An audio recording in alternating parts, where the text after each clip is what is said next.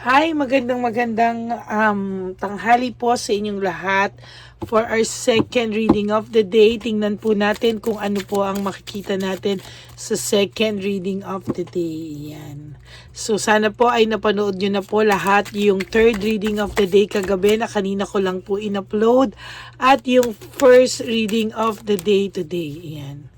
Sorry po sa mga naghintay ng third reading kagabi. Hindi ko po na-upload, no? Nakatulugan ko po talaga sa pagod. Yun nga po, no? To all my solid, tinatawagan ko po yung aking lahat ng aking ever solid and loyal mga Elinas, mga Elinas po natin dyan. Please, no skipping of ads po. Tulong nyo na po yan sa ating channel. Alam nyo naman po na meron tayong charity at malaking bagay po iyon. So, please, no skipping of ads. Ang commitment ko po ay bigyan kayo ng reading of the day kahit nasa akong lupalip ng mundo. Ang commitment nyo naman po sa akin, please lang, is no skipping of ads para naman po sa ating mga charity works. Okay? So, ayan. So, pili po tayo 10. 1, 2, 3, 4, 5, 6, 7, 8, 9, and 10.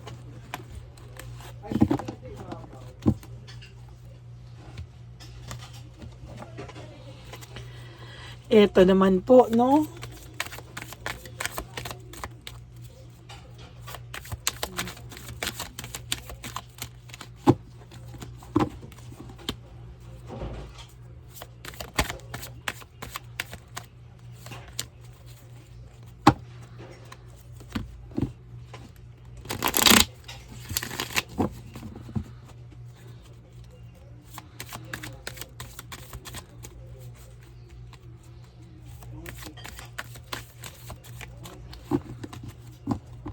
Okay, tingnan po natin.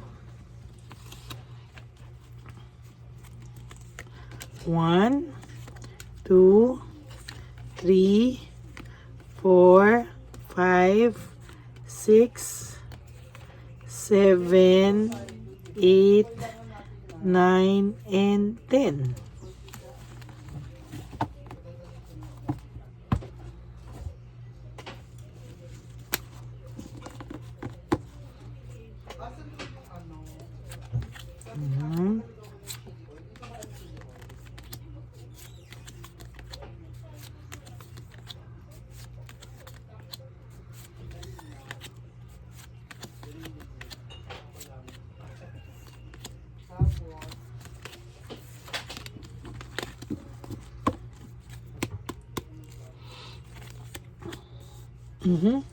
May nakakakita po ako talaga dito, no, na kapag ka po ikaw ay masaya or nakikita niya na ikaw ay nakakaahon-ahon na, there's loss, grief, and self-pity.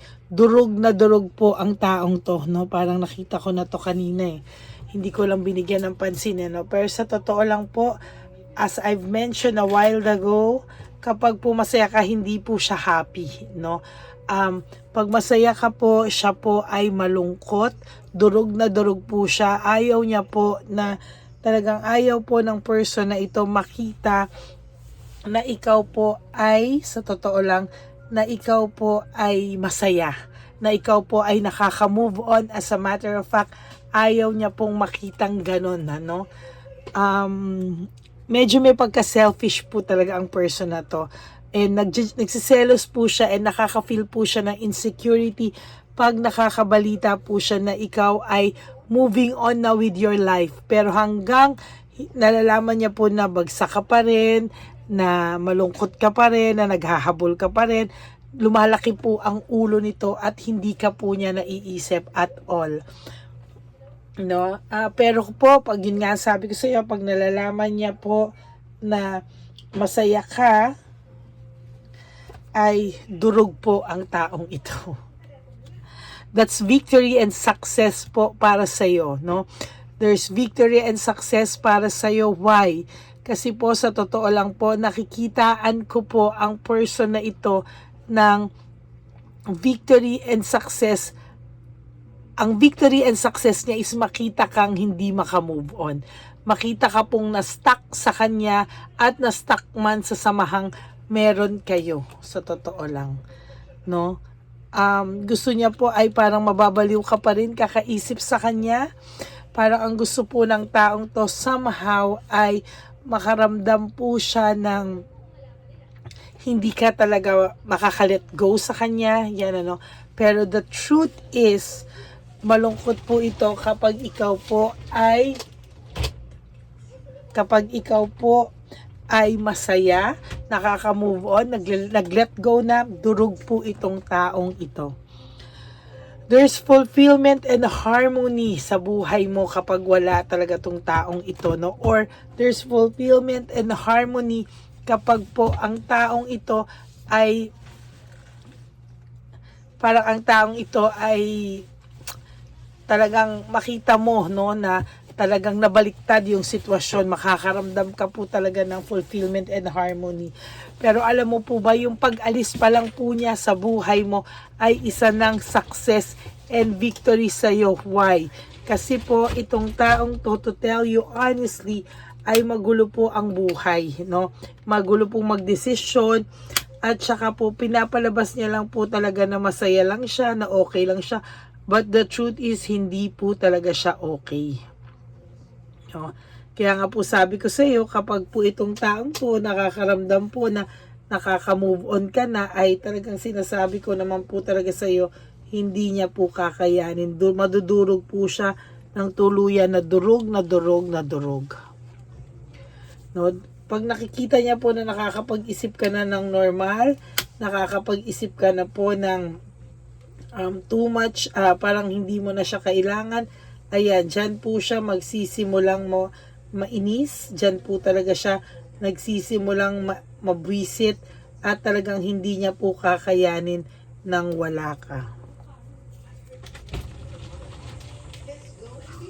You know, there's parang iniisip po nito na parang sila lang po ang dapat mong maging buhay, siya lang maging buhay mo, sila lang ng pamilya niya, o sila man ng mga kamag-anak niya na tinulungan mo po dati. Pero sa totoo lang po, mas maganda po na wala na po sila sa buhay mo, no? You have to focus on yourself. Hayaan mo po siyang madurog, hayaan mo po siyang maisip niya po na hindi ka na masaya, na ganyan ang treatment niya sa'yo, na ganyan lahat sa'yo, no? Somehow, maisip mo po na hindi ka deserving sa ganito lang, no? Na hindi mo deserving ang ganitong klasing tao, ang ganitong klasing sitwasyon, o ang ganitong klasing treatment. Kaya dapat po iwanan mo na talaga sila, no? Ayan, no? Meron pong new venture and prosperity. Sa totoo lang po, sa nakikita ko po talaga ngayon is somehow may nakikita po ako dito na balak po nitong magtayo ng kung ano-ano, no? O pumasok sa kung ano-ano mang pagkakakitaan, ano, pero hindi din po magiging successful yan. Sinasabi ko lang po sa iyo. Never po, at hindi po magiging successful yan sa mga susunod na panahon. Sinasabi ko po, makikita mo yung sinasabi ko sa iyo. Meron po siyang willpower and determination and desire. Minamanifest ka po ng tao na to para po maisip mo siya at hindi ka po makamove on. Minsan po naisip mo, ayoko na sa taong to. Bakit ba naiisip ko pa rin to? Ayoko na sa taong to, pero somehow, bakit ganito yung pakiramdam ko? Bakit parang naiisip ko pa rin siya? Bakit parang lagi na lang siyang nasa isip ko? For God's sake, ayoko na siyang isipin. Yes, naniniwala ako sa iyo na ayaw mo na siyang isipin talaga. Pero somehow, minamanifest ka kasi niya eh. Kaya ganyan yung nangyayari sa iyo, no? Minamanifest ka niya, and talagang ang sasabihin ko naman sa iyo talaga is, hindi rin naman talaga ito maka-ano sa'yo, no? Gusto niya lagi ka pa rin nakabantay sa kanya, nakastalk sa kanya. Ayan, no? Oh, ini-stalk ka ng person na to. No? Well, ganyan talaga, no? Kung iisipin mo lang talaga, no? Hindi niya kakayanin na mawala ka din ng tuluyan, eh, oh. Somehow he is also stalking, no? Hinahanap niya kung ano ba talaga, no? Ini-stalk ka rin ng taong ito sa totoo lang. To be honest with you, hindi kanya kakayanin din na maging, sabi ko nga sa iyo, na maging masaya. Gusto niya win at all cost, manalo pa rin siya. No, manalo pa rin po siya at hindi siya matalo pagdating sa iyo. Gusto nitong bisitin ka, gusto nitong saktan ka, pero sa totoo lang po, ayan, no? Talagang sa nakikita ko talaga, hindi siya papayag na matalo. There's breakthrough and clarity. May sharp mind ako nakikita dito. Mag-isip-isip ka daw po, kapatid, no? Mag-isip-isip ka daw po. Let him realize your value. Let him realize your worth. Him or her po ito, ha? Pag lalaki ka po, babae po ang sinasabi ko.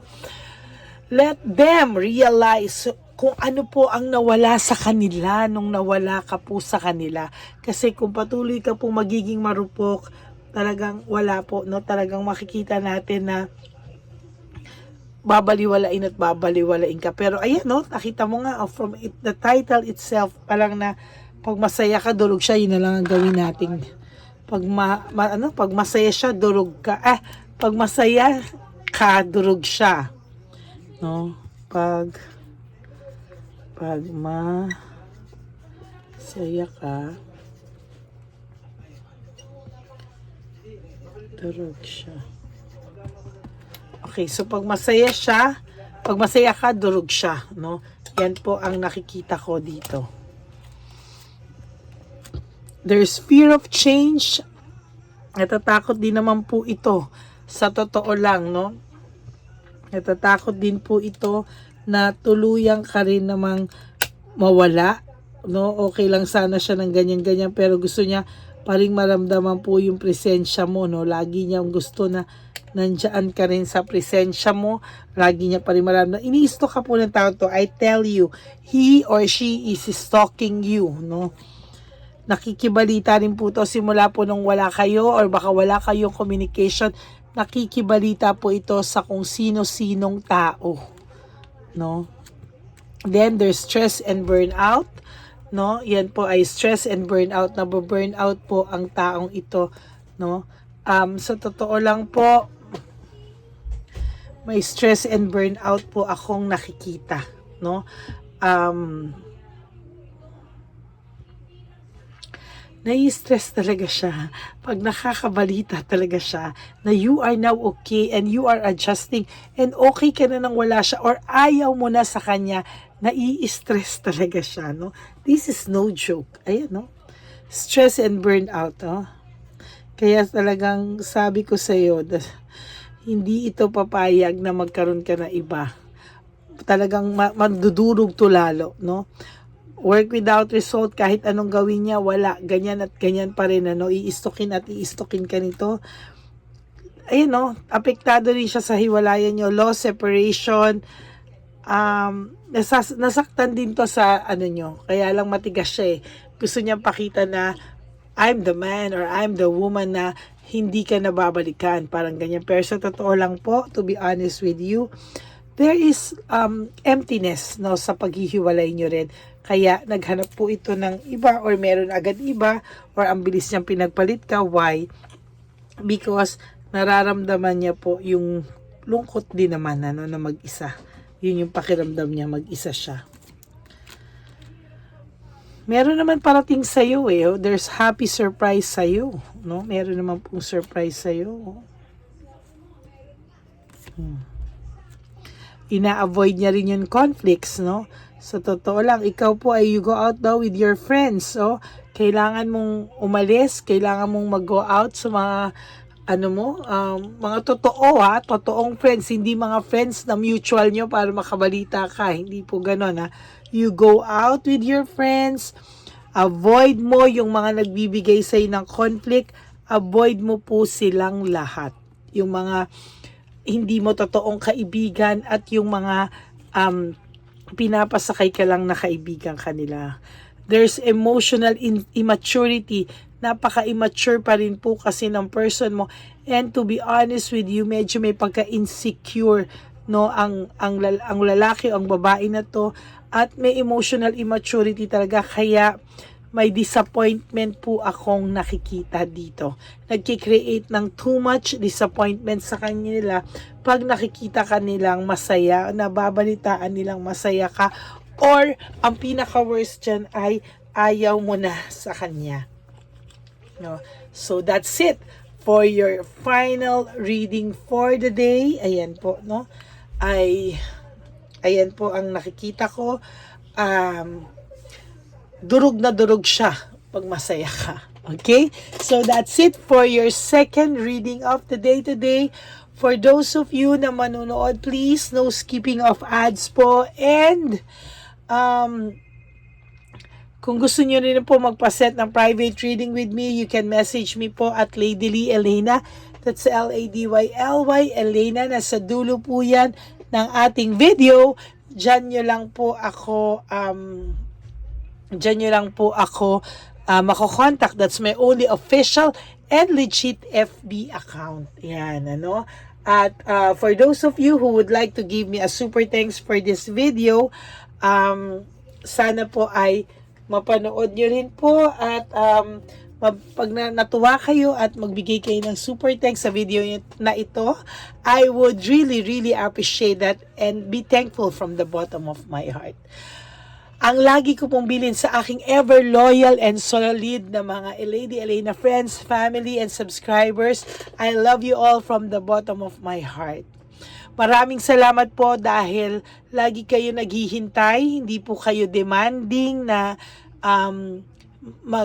hindi po kayo demanding na talagang pinipressure ako na ganito, ganyan. Maraming salamat po sa inyong lahat. Alam niyo po, may trabaho po din kasi talaga ako. And meron po akong mga minsan nakikita ko na lang may nang-aaway na sa akin na wala pa po akong reading. Minsan naman may mga in a nice way, nagsasabi po na wala pa akong reading. Sorry po talagang ang reading ko po talaga is umaga, tanghali, and gabi. Yan po, no? Meron din po ako isang kaibigan dito na nag-message na subscriber ko din na sinasabi na masyado na matagal.